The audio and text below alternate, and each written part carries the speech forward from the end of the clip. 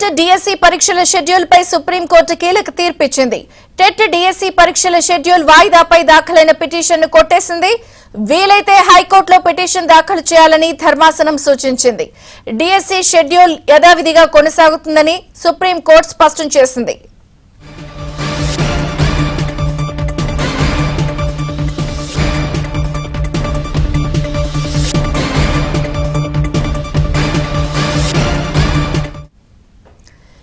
ఏపీలో TET DSC పరీక్షలకి సంబంధించి schedule వాయిదాపై సుప్రీంకోర్టులో పిటిషన్ కొట్టివేశారు.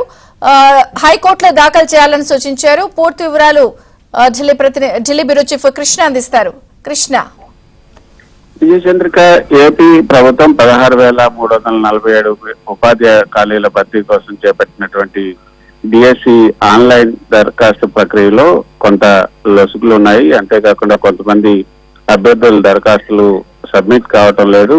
కొంతమంది అర్హులైనప్పటికీ కూడా ఆన్లైన్ లో అనర్హులుగా చూపిస్తుంది అంటూ ఒక 6 విద్యార్థులు ఈ సుప్రీంకోర్టుని ఆశ్రయించడం జరిగింది.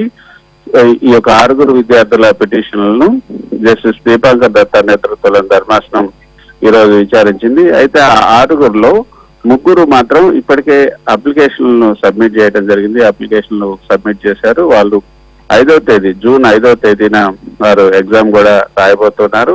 అయితే ఈ అప్లికేషన్ సబ్మిట్ చేయడానికి 15th మే, ఈ నెల 15వ తేదీ చివరి రోజుగా పెట్టడం జరిగింది. అయితే అంతకు ముందు కొంత అవకతవకల కారణంగా అప్లికేషన్లు సబ్మిట్ కాకపోవడం, అయితే అదేవిధంగా కొన్ని ఆప్షన్స్ కూడా ఈ ఆన్లైన్ లో కనిపించకపోవడం వల్ల కొంత విద్యార్థులు గందరగోళానికి గురయ్యారు. అయితే ఈ 6లో 3 ఆల్రెడీ తమ అప్లికేషన్ సబ్మిట్ చేశారు. వారు జూన్ 5వ తేదీన అక్కడ ఎగ్జామ్ కూడా రాయబోతున్నారు.